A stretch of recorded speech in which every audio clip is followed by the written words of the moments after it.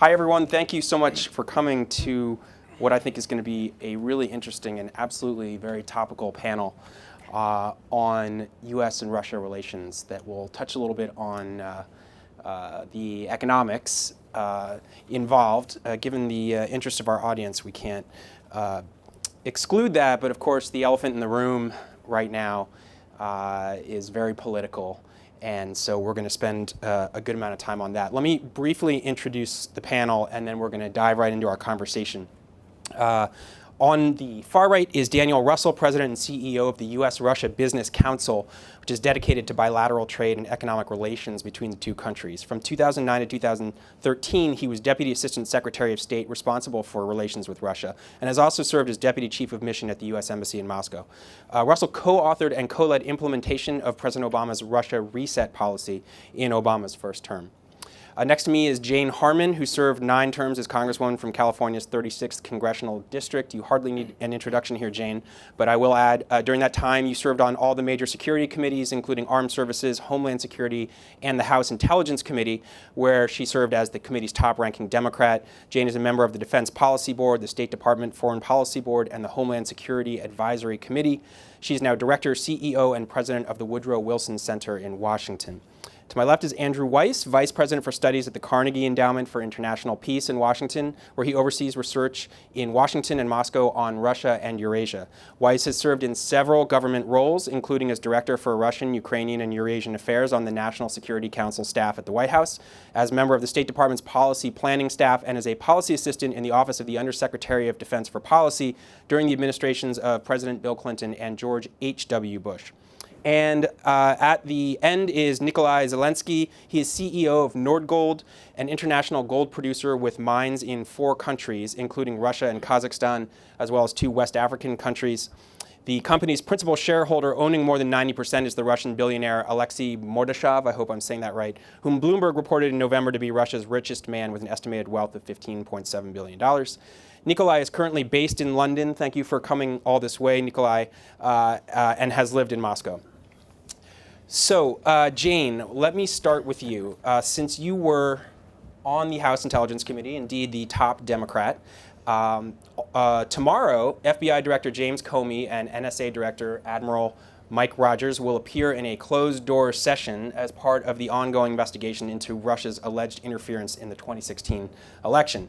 I don't want this entire panel to be about the election, who knew what and when, but it is the elephant in the room, so let's kick off with that. You were on the Intelligence Committee. You know how this sort of thing works. Give us your kind of Washington and insider view of what's happening. How much bigger will this story get, and what will it mean for U.S.-Russia relations? Well, first, let me say hello to everyone and how happy I am to be home and back at this conference, although the temperature in this room is -12, and I don't know that we'll survive this hour.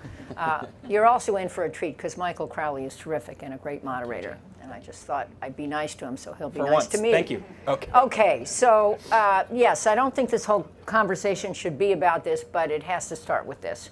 I did serve on the House Intelligence Committee for 8 years, including right after 9/11 when we did serious investigation on a bipartisan basis. Let me say the second part again, on a bipartisan basis about what went wrong, what were our intelligence failures, and how to fix them. And we, in 2004, Congress enacted a law to create the Director of National Intelligence and reorganize our intelligence community, much like Goldwater Nichols had organized the military, so that there's a joint command. That's what the DNI is, a joint commander across 16 agencies. So we were capable of doing something, I believe, very constructive. Segue to now. I think there's a question mark, but I'm hopeful that both the House and Senate committees will do thorough investigations using what resources they have, and that's not an extensive list of resources. They do have subpoena power, they do have staffs, but when you compare them to the FBI, which is also doing an investigation, it's a peanut and an elephant. But at any rate, I'm glad they're having the hearing tomorrow. I'm glad it's in closed session. They do have the ability to do things in closed session and in open session, but the key is working together. One comment about Russia in this context. I think two things need to be investigated, and I hope we are thinking that way, and I hope it's not the Democrats are thinking about one thing to investigate and the Republicans about another thing. The two things are, did Russia, I think we all know Russia meddled, but was there collusion between the way Russia meddled and people from the Trump campaign? That's one issue. The second issue is leaks.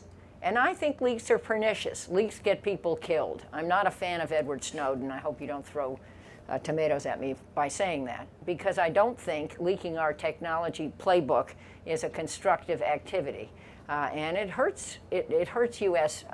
National security. So my point is, they have the tools. They have two issues to investigate, and the key is, will they do it on a bipartisan basis? There is history to say that that could happen. Okay. So, Andrew, let me turn to you. And if you want to say something about the investigation, please feel free. But I think we don't want to dwell too much on the micro details of it and look at the larger relationship. And I wonder if you would talk about that relationship, of course, in the context of that investigation and the intense politics in Washington right now. And maybe I would sort of offer this thought to you to either shoot down or engage with in some way. The U.S.-Russia relationship right now is in a bad place. Some people say appropriately so, but I wonder, does the relationship right now strategically really look any different than it would if we had a President Hillary Clinton or even a President Jeb Bush or Marco Rubio right now? Just to echo what Jane Harman said, it's a real pleasure to be here, and we're delighted to get to talk about these issues. And I'm a hometown person. I actually went to kindergarten across the street, so I'm really happy to be back in LA. But I think there's no doubt the U.S.-Russian relationship is broken, and that regardless of what Trump's aspirations are to reset things and sort of put us on a beautiful future course, the reality is we're talking about, as one of my Russian colleagues in our Moscow office, the Carnegie Endowment says, not about collusion, but whether we can avoid collision. And I think for a non-native English speaker, it's a very poetic way to talk about the reality. We've had a series of real acrimonious problems that date back more than a quarter century now that are going to color where we go next. And so there's bigger international dynamics that we should not lose sight of. The U.S.-Russian relationship, as bad as it is not the core driver of U.S. problems in the world. And the Russian government remains, I think, largely a competitor of the United States. There are potential few areas for cooperation, but the question is, does that competition become adversarial, and does it potentially become kinetic? And we've seen now with Russia's very, I think, adroit and nimble foreign policy under President Putin, an appetite for risk that's getting greater and greater. So we see them taking risks in meddling in our election and interfering in the French election, which is another, I think, key milestone of this pattern of Russian interference in Western democratic institutions. And we see in Syria Russian willingness to use force, and in the war in Ukraine to push foreign policy objectives. And we in the United States and in the Western world tend to be more cautious. We tend to sort of worry about things getting out of hand. In the Russian case, and I think this is really where it comes back to what are the core drivers of what we're seeing, there's been two things. One was, in the past, Putin's popularity was predicated on the idea that I'll deliver prosperity to you in the average part of the Russian society and Russian society, and you'll just kind of bail out of politics. That's no longer going to work. And so what he's trading on, and as he's thinking about being reelected in March of next year, is Russian greatness. And a big part of Russian greatness is sticking it to the United States and showing that Russia's back on the world stage. And he can't deliver economic prosperity, but he can certainly deliver on that.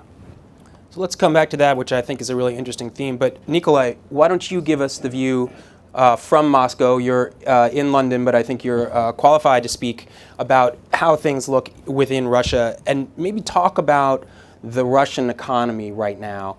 What one often hears from policymakers in Washington is that Russia is actually very weak. We've built it up to be kind of a boogeyman beyond its actual capabilities. Its economy is weak. It's not diversified. Not everyone agrees with that. I'm not sure you agree with that, Andrew. But how does it look inside of Russia now economically? How do you assess the Russian economy? Okay. Yeah, first of all, thank you also for allowing to participate in this distinguished panel. taking a helicopter view on the Russian economy, I think over the last 15 years, it's really made a very significant progress. You have a very kind of a macroeconomically stable economy with the reducing inflation, very low government debt, and generally general economic stability. You have the middle class that has grown over the last 15 years very significantly, generating a lot of demand in the economy. You have a stable tax system, low individual income tax levels, low corporate profit tax levels, very stable for as long as I remember at least. Infrastructure has been improved. If you visit Moscow, you could see that in your eyes. Even in the provinces of Russia, it's still improving quite a bit.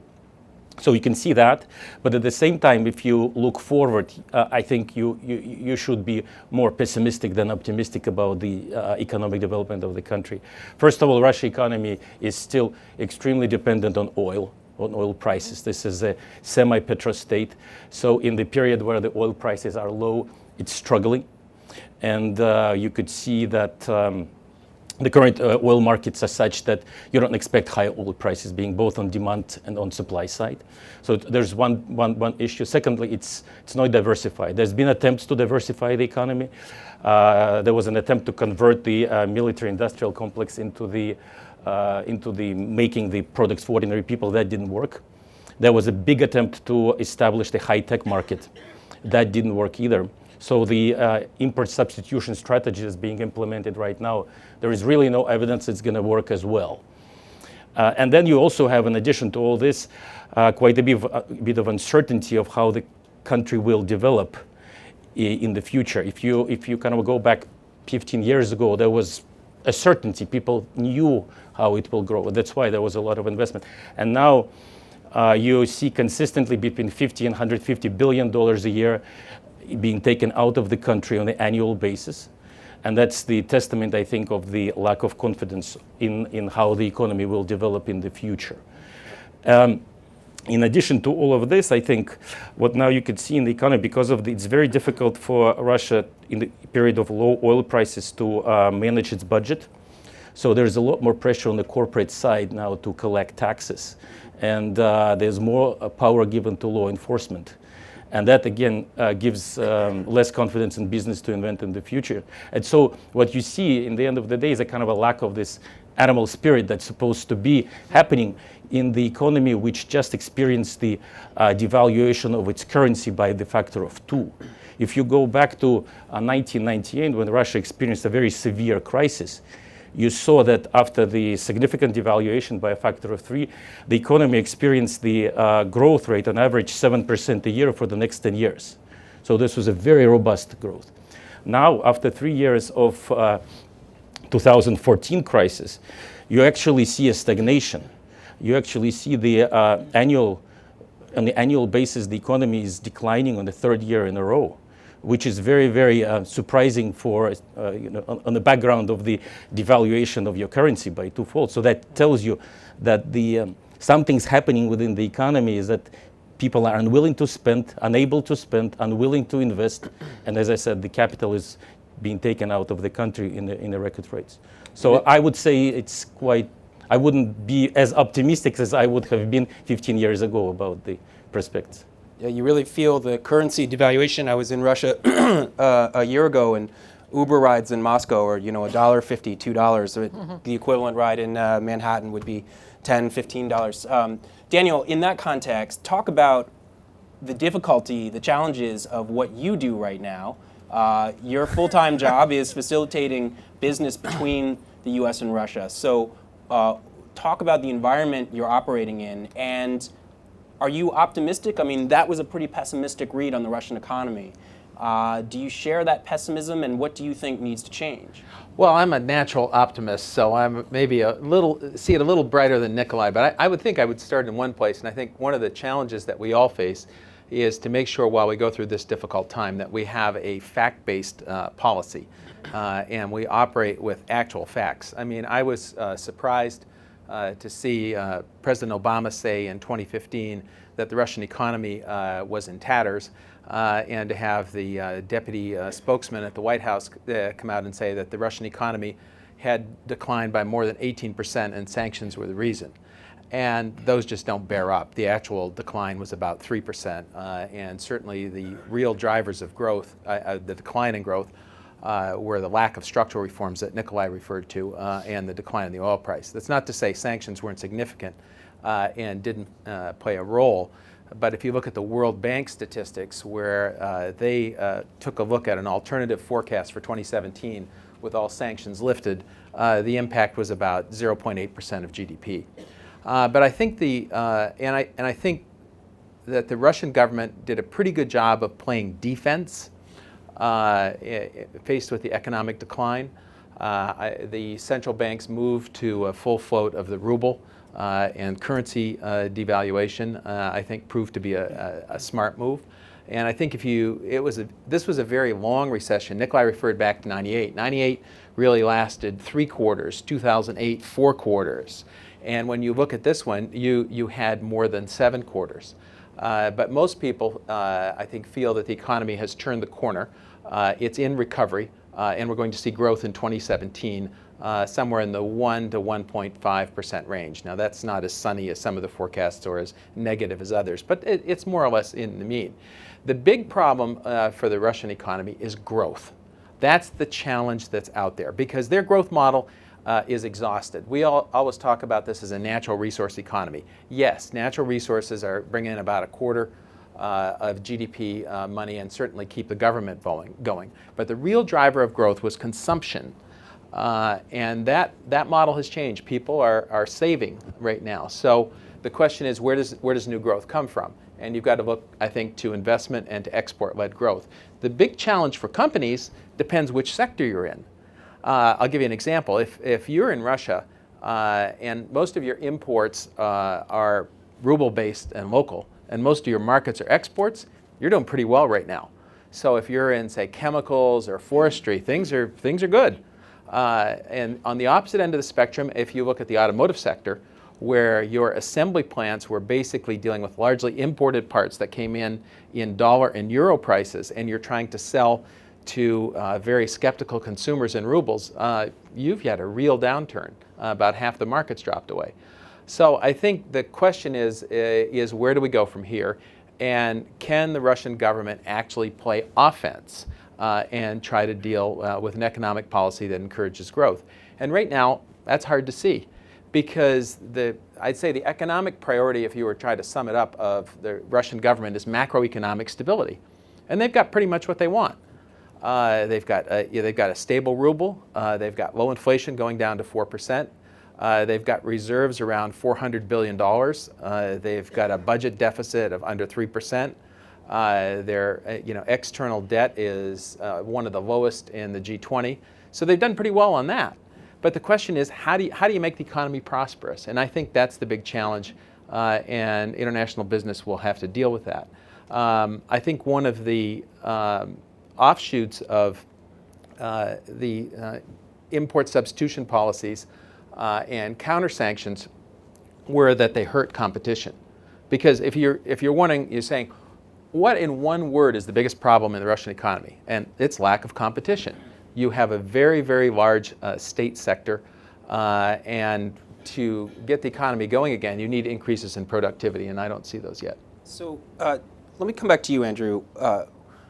That version doesn't sound so bad.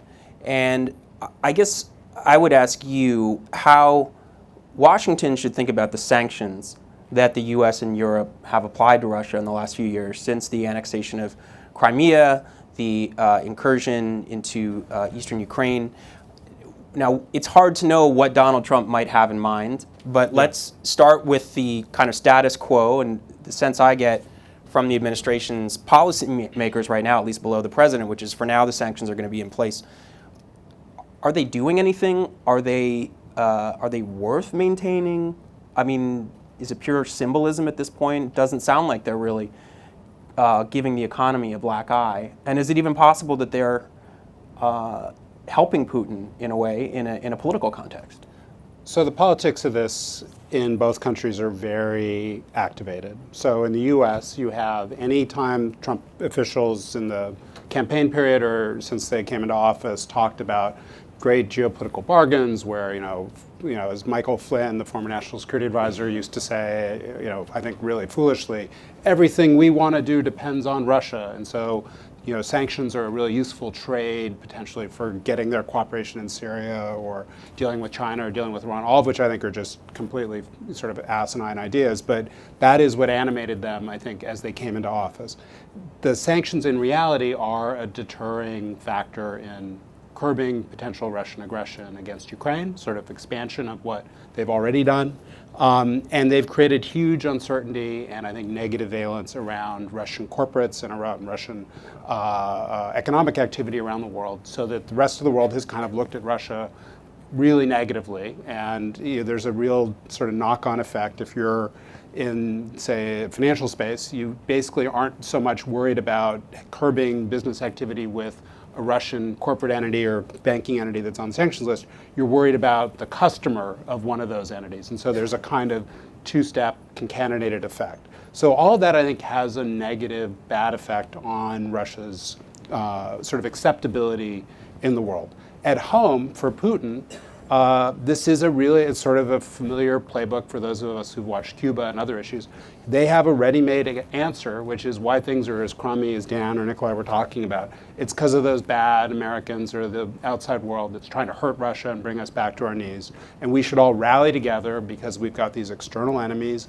We should band together to fight, the foreigners who are trying to bring Russia back to our low point of the 1990s. So there's a political logic here. And so if you went around Russia today and you asked average Russians in a poll, what's the reason why you can't buy Western certain food products that people had become accustomed to, like cheese and milk product, dairy products, things like that, they would think it's because the West sanctioned us. In fact, those were Russia sanctioning itself and counter-sanctions that Putin put on as a way of showing that he wasn't going to sit there and take it as the West meted out this punishment. So the sanctions program, just as they were, as U.S. sanctions against Cuba were a tool for sort of mobilizing popular support for Castro, we're playing that movie again in the Russia context. So what will this do for us in the future? I don't know.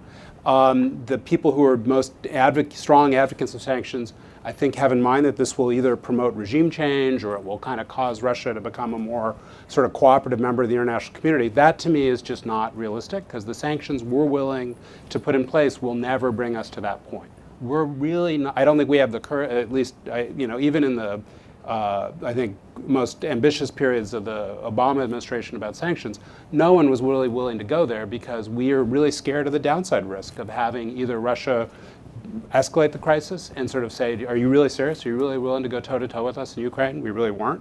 Or are you willing to see the downside risk of having Russia be destabilized and have a Russia which goes into a deeper crisis? And again, I think especially the Europeans were never willing to go there.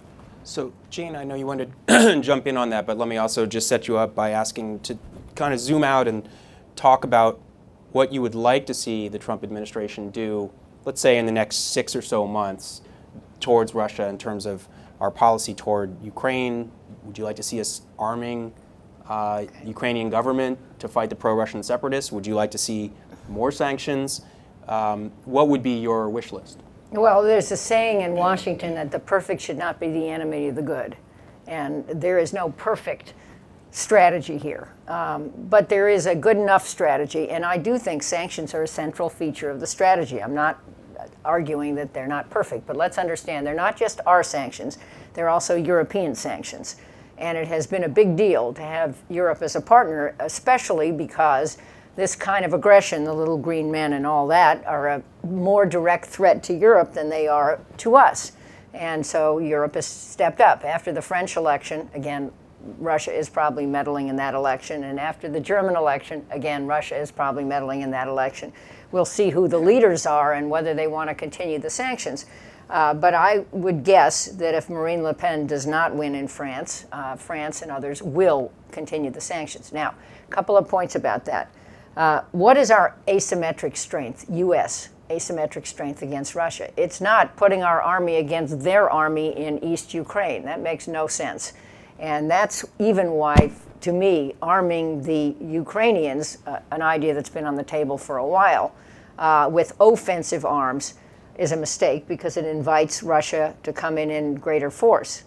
providing defensive weapons, and certainly providing drones and satellites to document, to show the evidence of the little green people and where they come from and where the anti-aircraft missiles are shot from, is the right thing to do. So longer term, what should we do? We should be together with Europe. We should support a strong NATO. And we should look for places to cooperate with Russia.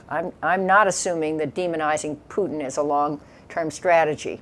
For example, first of all, I think he's pretty secure. But second of all, if he weren't secure, what comes after Putin, at least according to the people at the Kennan Institute at the Wilson Center, is going to be worse than Putin, not better than Putin. So don't even go there. But I think I think we're focused right. The areas of collaboration that I would pick up on are first in the Arctic. Has anyone missed this movie? There are 8 nations, including us and Russia, which surround this new ocean created by the melting ice cap. And the U.S. and Russia are working together on common norms and on trading relationships. And let's encourage that. Let's encourage conversation where it's constructive. Let's also encourage conversation, if it could be constructive, and so far not so good, about a way out of Syria. Let's understand that although Russia may see its interests aligned at the moment with Iran and Bashar because the Shia alliance is better for them than the Sunni alliance because they have 20% Sunni Muslims in Russia, over time I don't think that works. And I think if we could find a way forward with Russia in Syria, we could solve the problem faster, prevent hemorrhaging refugees, and reduce the level of terrorism that plagues both of our countries. Dan, you want to jump in? Yeah, just to add, I agree with what Jane said, that effective sanctions are multilateral sanctions. And while this is not a perfect construct between the countries of the European Union and the United States, it's still a coordinated effort. And I think the big concern, I mean, what companies want is they want a level playing field between American companies and particularly their European competitors in the Russian market. And I think one of the concerns right now is the other dimension we haven't talked about is Congress. And there is certainly a bipartisan mood in Congress to take action against Russia. And that might take the form of new sanctions, which in effect would be unilateral sanctions, and would in effect move away from what we've had. It would take away the flexibility of the administration to use sanctions as a policy tool and take away coordination with the European Union. So that's something worth watching, and I think is a trend that we don't like to see. Nikolai, can you just talk a little more about the sanctions? I mean, do you think that the economy at this point has processed the sanctions, that if we have status quo, the economy is basically adapted and can work around them? What happens if the sanctions stay on for another 12 plus months? Is that manageable?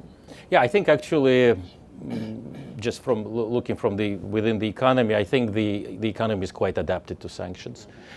Initially, and you can measure it by, for example, initially when the sanctions were introduced, the interest rate on the ruble deposit, on a dollar-based deposit dramatically went up because there was a shortage of dollar liquidity. So you could put US dollars in a bank for 6-7% guaranteed.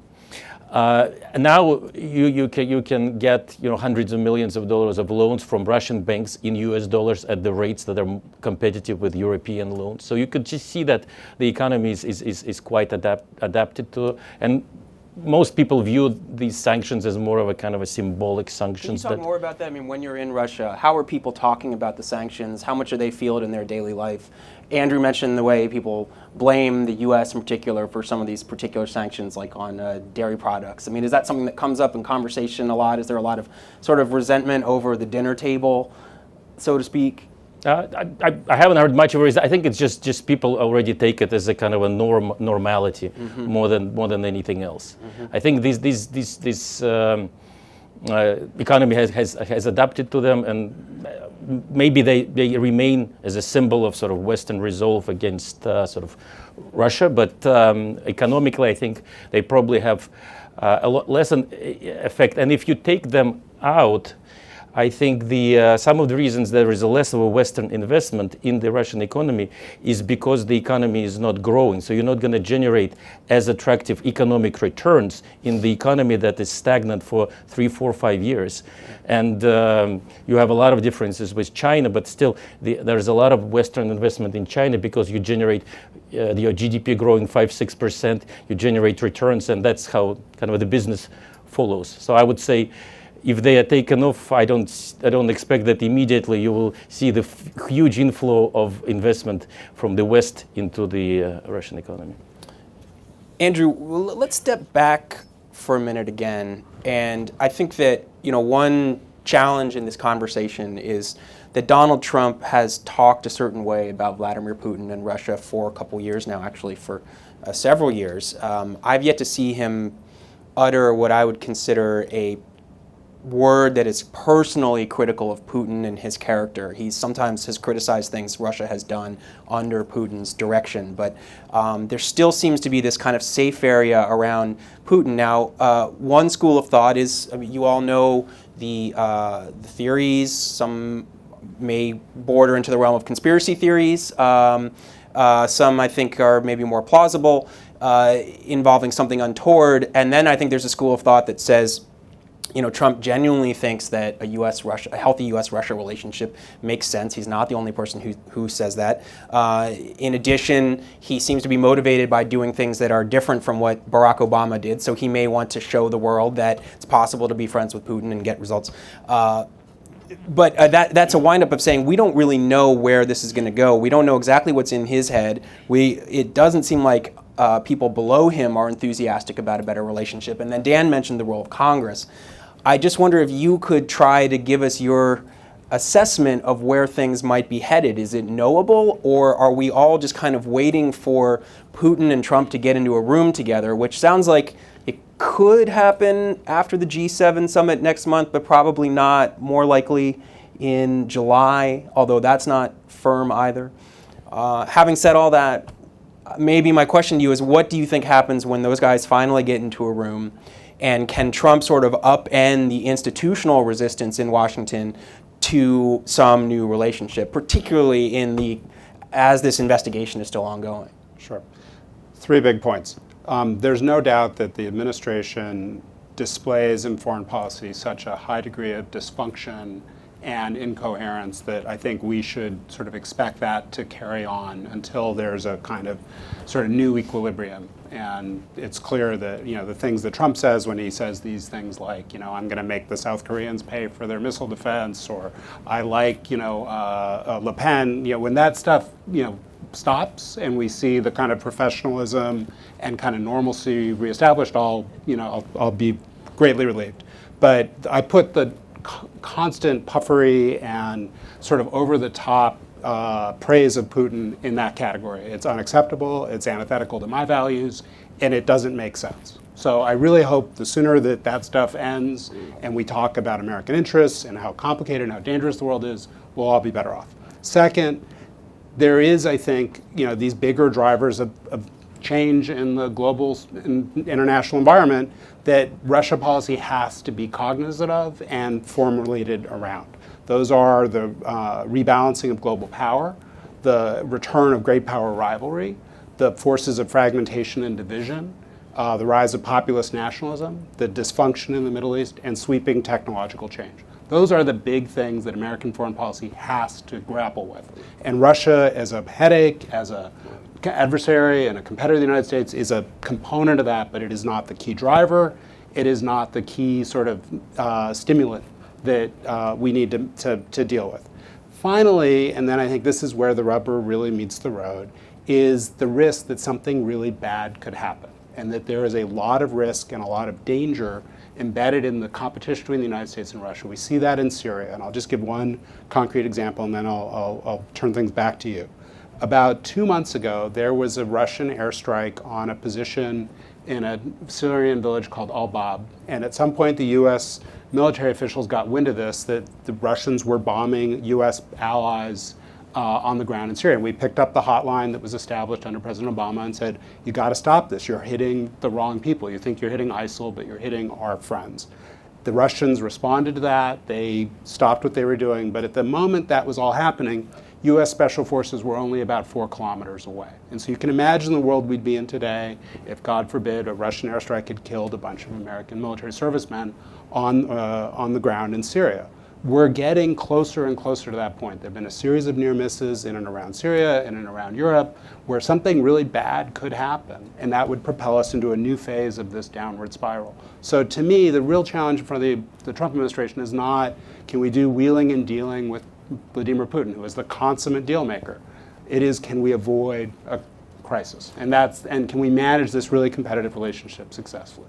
And Jane, I'll come to you. I just wanted to follow up on your point about Trump saying that the South Koreans should pay for the missile system. His national security advisor was on the phone with Seoul, I think the next day, from what I can tell, in effect saying, never mind that, don't pay attention to that. So it's really hard to have these conversations because you kind of don't know how policy is being made. Increasingly, it does seem as though Trump says things that we can kind of tune out. And you want to be watching McMaster, Mattis, and Tillerson more closely, but even then, they're not always all on the same page. And how can you tune out the President of the United States entirely? But so it's a conundrum for this conversation. But Jane, you wanted to jump in. I just think we're not going to see an orderly foreign policy under Donald Trump. We're not going to. So get used to it.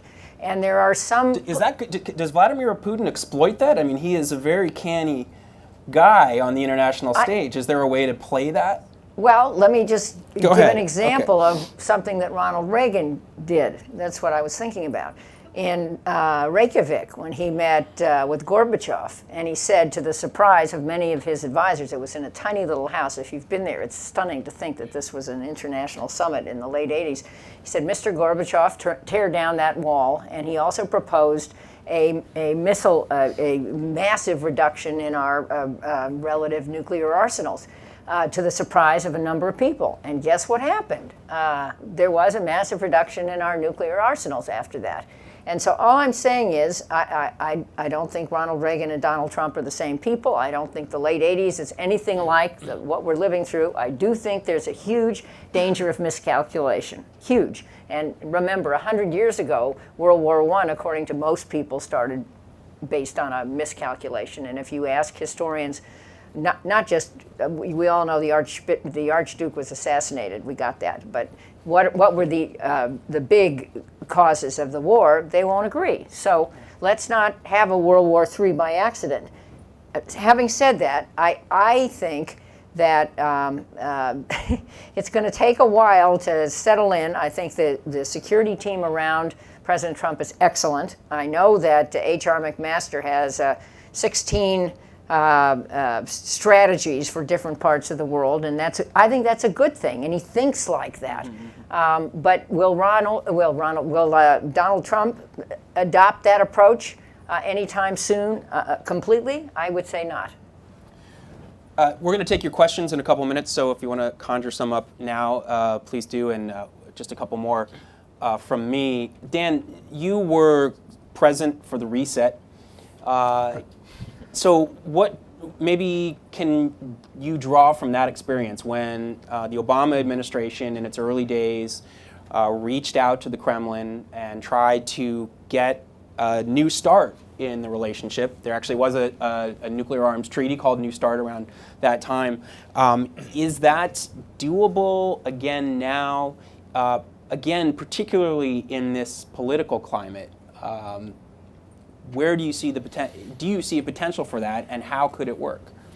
Well, I mean, the badly named reset essentially was the culmination of what 4 American presidents had tried to do, and I think what made during the first term the reset deliver for the United States was we operated in the way Andrew's talking about, looking at it from American interests. And we got transit rights to Afghanistan. We got cooperation on Iran. We did get a New START treaty. And other things. That ran out of gas more or less around the time Syria started, because we ran through sort of the existing agenda and weren't able to develop another one. But I think one of the things that all 4 of the previous presidents did up until 2014 was try to maintain government-to-government contacts. And I think one of the things that if it could be done over, that the Obama administration did when we faced the Crimea crisis, was to cut off almost all contact. And I don't think that was a good thing. And I think we should go back to that. And I'm glad to see that Secretary Tillerson will be meeting Lavrov in Fairbanks this week to talk about Arctic issues, that there is some dialogue going on Syria and North Korea. But I think that's what you need to do. You need to reestablish some patterns of working together if we're going to avoid the kind of catastrophe that Andrew and Jane are talking about. Because if you're not talking and there's some sort of a miscalculation, you just don't have the lines for de-escalating it and talking everyone down, sorting it out. Things move really quickly now. Yeah. I think it's worse than that, if I just jump in. Yeah, there is no trust between the U.S. sort of Yes. career national security establishment and their Russian counterparts. It doesn't exist. And so when you do hard things, you need to have, not only just a channel, but an expectation that the person talking to you is not completely full of it. And right now on both sides, there's just a kind of like, I'm done, and the bandwidth and the other things one could be pursuing where you could actually expect to get a result, that's just not there in the U.S.-Russian relationship. There's some sort of magical thinking going on in Donald Trump's mind that, Russia's going to be our partner in dealing with ISIL. I mean, this is all, it's fantasy. It's just a fantasy. And those are the people who need to trust each other to do that, which would be our special services and our intelligence people. And those guys hate each other. They're at war. They're not going to cooperate. Yeah. Yeah, well, I mean, we saw when John Kerry, and I'll come to you in just a second, Nikolai. John Kerry tried to do a ceasefire agreement with his Russian counterpart in the fall of last year, I think, and you could tell that the Pentagon was adamantly opposed to it. Someone leaked the agreement out at a moment that made it very difficult for Kerry to do that, and Kerry and Ash Carter, I think, had a pretty tense relationship over that particular issue. Kerry was driving it with Lavrov, but a lot of people in the government around him didn't want to do that. I see some uniform guys here, and my sense is that the military-to-military relationship is particularly toxic one. But Nikolai, you wanted to jump in. Yeah, I just wanted to add that during that difficult time, if you look at the business relationship, I think the Russian government made a very specific effort not to hurt any American companies present in Russia. I don't think there is even any McDonald's was shut down, which you could expect to happen in this type of emotional. So I think I think the Russian government understands the importance of business ties, and I think they genuinely respect the American businesses that are present in the country. So I think that may be some lessons learned from that approach, and maybe extend a little bit of that into politics as well. And I guess we don't see, correct me if I'm wrong, I'm not a China expert, but you see headlines from time to time suggesting that China is sort of shutting down American businesses or throwing a wrench into their plans unexpectedly. Now, I'm not saying that Russia is a perfectly functioning, transparent, free market economy, but we haven't seen, I guess I'm echoing what you're saying, we've not seen those kinds of punitive actions. It actually seems like the Chinese business environment maybe is more unpredictable. I'm out of my depth on that one, so I'm going to go to the audience, and there's the first hand there, and wait for the mic, please. And if you just introduce yourself, we'd be grateful. Hi, my name is Lara Satrakian. I'm a journalist. I focus on Syria and the Arctic. Two mini questions. One is, what do you make of Russia's response, and Putin's response in particular, to the Tomahawk missile strike on Syria? And the second is, for all the bizarre intimacy that exists, that seems to exist interpersonally between members of this administration and Russia, long personal histories and friendships, shouldn't that be an asset?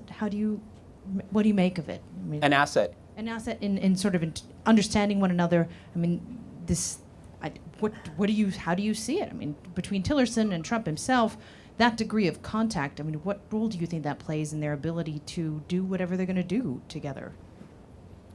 Who wants to take that? I mean, it was interesting when John McCain and Lindsey Graham and others in the Congress were saying they wouldn't confirm Tillerson. They were going to fight till the death because he was a buddy of Vladimir Putin. Right. And he's actually come out of the gate pretty strong. Do you want to tackle that one? Well, I'd just say Tillerson's... And don't forget the question about the missile strikes. I'm sorry. Yeah, but answering that piece, maybe you want to answer the missile strikes. Just talking about Tillerson, his background as a negotiator for an oil company is completely different from his background, from his lack of background as a diplomat for the United States with no staff.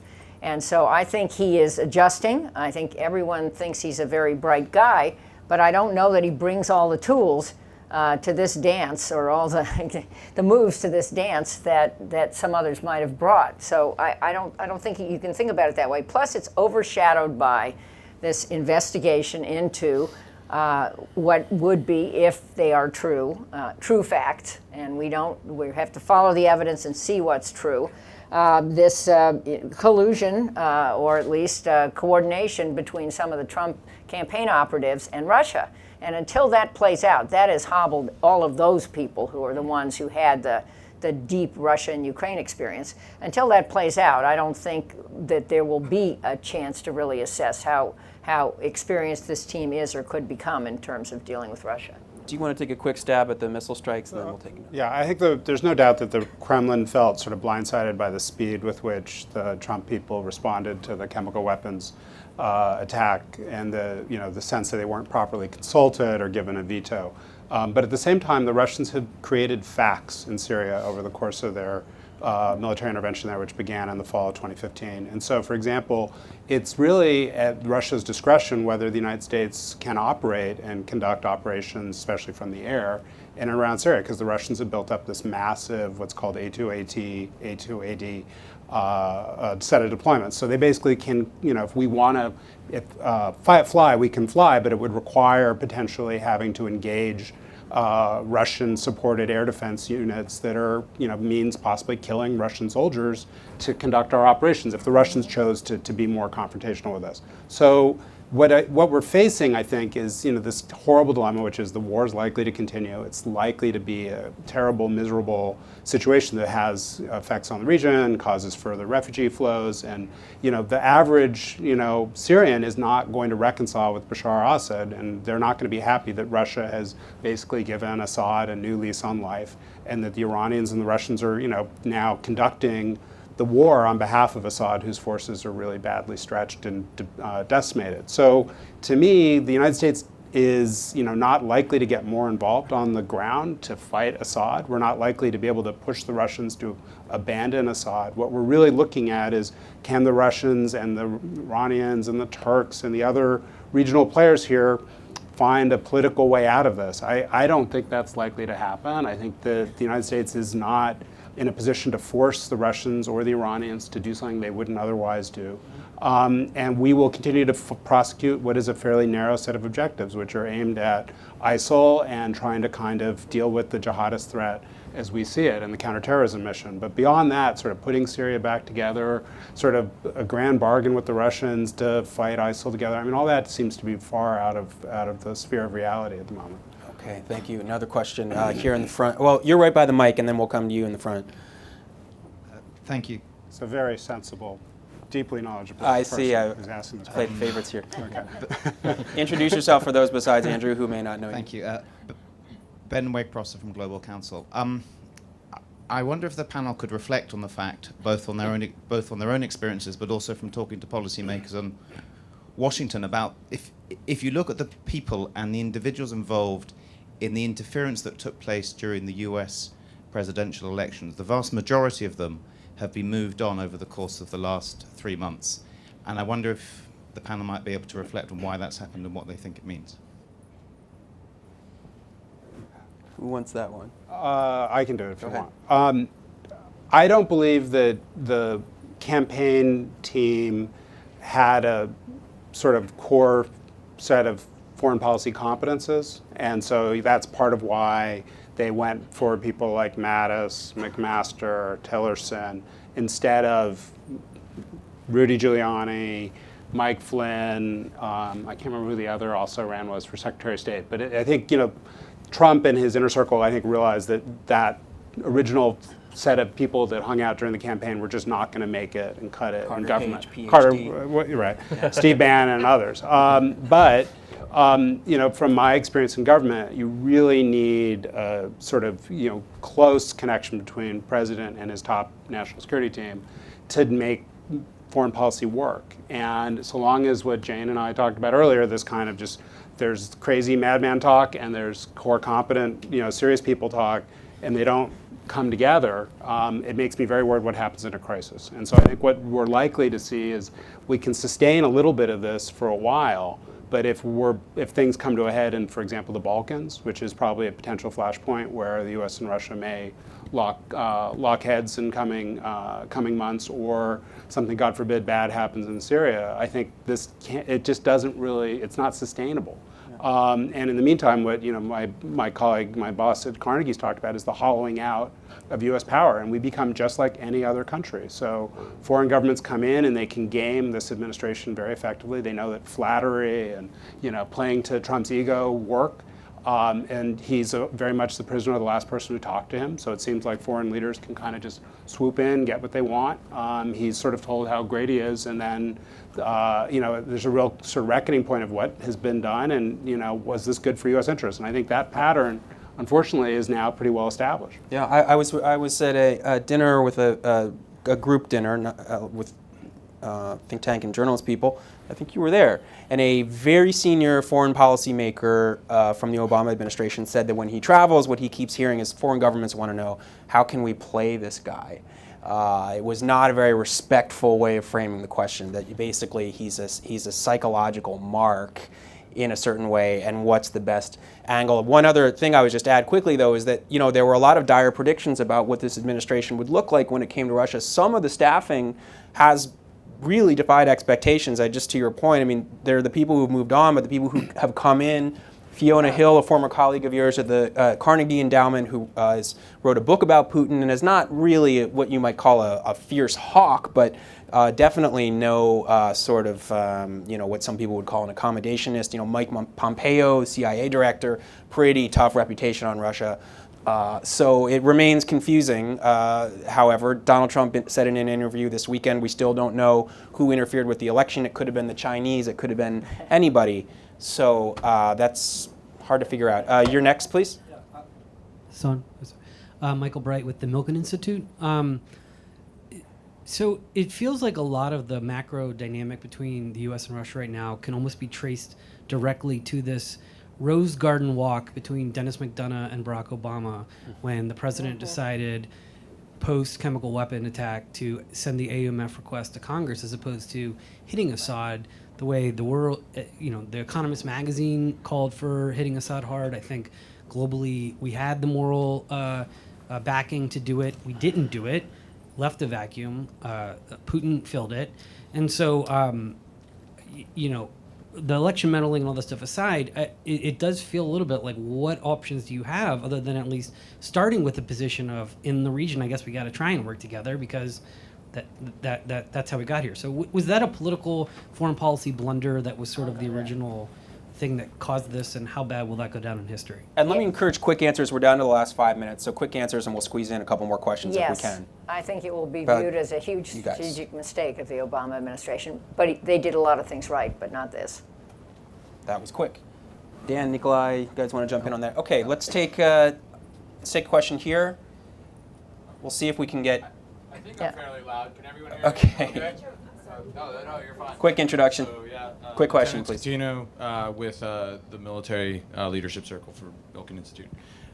Sorry, just really quick. So we haven't quite touched on, you can go on the website today and get your free 2 acres of land in the Russian Far East Federal District, right, and homesteading the Russian Far East, and the idea of like looking east, right, xenophilism and Slavophilism. It's a huge cycle in Russian history, and as the West pushes Russia away, it finds another partner, and it has launched some amazing initiatives, of which that homesteading is just one of them. Only 80,000 people at the moment, right? Sorry, quick question, but I was wondering if any of the panelists would kind of address what they think may happen with these pretty sweeping reforms, those connections between Mongolia and China, and an onward of Russian Far East. So sorry, that was as short as I can make. Nikolai and Dan, if you guys want to take bites on that quickly, again, mindful of the time. Well, I can just quickly comment. I think strategically, historically, Russia has been much more integrated into the West relation with the West than with China. And over the last several years, you see some sort of activity in this area. I would say that the presence of Chinese has increased, but not nearly still to that degree as the presence of the European and North American businesses is there. And one simple reason is because for Russia, what's important from the Western partnership is investment of capital and investment of technologies. And from China, I guess the only big technologies they have is how to copy other people's technologies, and that's something they don't really share that actively. And from the kind of access to capital point of view, the terms you get from them is always more onerous than the ones you get from the Western banks, for example. So in brief, we saw some activity, but it's never really, I think, lived up to the expectations of very massive amount of engagement. If we were having this discussion in 2015, Russia was on a "we'll show you, the West, we're going to pivot to Asia," which mostly meant a pivot to China. That didn't work out so well. Chinese financial institutions and Chinese businesses were certainly not able to play the role that European and North American businesses and banks did in Russia. And while Russia is continuing to diversify in Asia, as is everybody else, I think there's been a recognition that that will not fill the gap that the West had.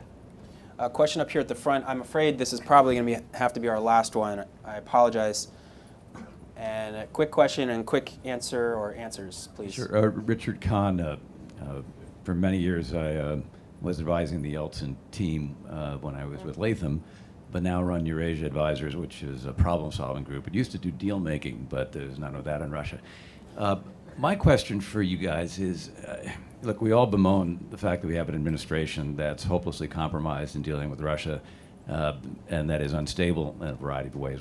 What do you see as feasible to be supportive of people like Rex, who were on the board with us in your organization years ago, Dan, to try to make small progress, given that we really cannot count on Trump to do it himself, but we have to be practical, and we really do want to see this relationship progress in some ways over these 4 years, and not write it off just because, you know, we have a president who doesn't have credibility in dealing with Russia from the perspective of American citizens due to the, the compromat issues.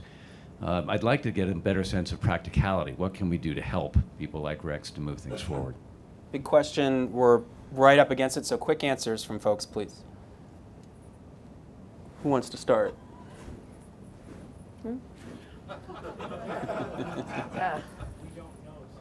Yeah. I think it's. I'm going to put you on the spot. I tried to answer that before. He doesn't have a team. We could maybe help him get a competent team. Trump has named a few people, and I saw the new White House personnel guy the other day, sat next to him somewhere, and he said, we're filling out all the departments this week, so maybe this week we're filling them out. I have no special information other than that. But he needs a team, and sure, I mean, he's viewed as a competent person, and it would be very helpful if small steps could be taken that would improve the relationship, especially on the economic side. The non-sanctioned relationships between our countries matter. There's just one thing I would put out there that we didn't discuss. That's for Michael's next panel, and that is corruption. I mean, there is certainly a perception, I'll be shocked if I said that, that there's corruption that should be addressed. All right. Anybody burning to have one sentence added on the end of the pile here? And if not, thank you all for coming. Thank you all for your great contributions to this panel. Have a nice day.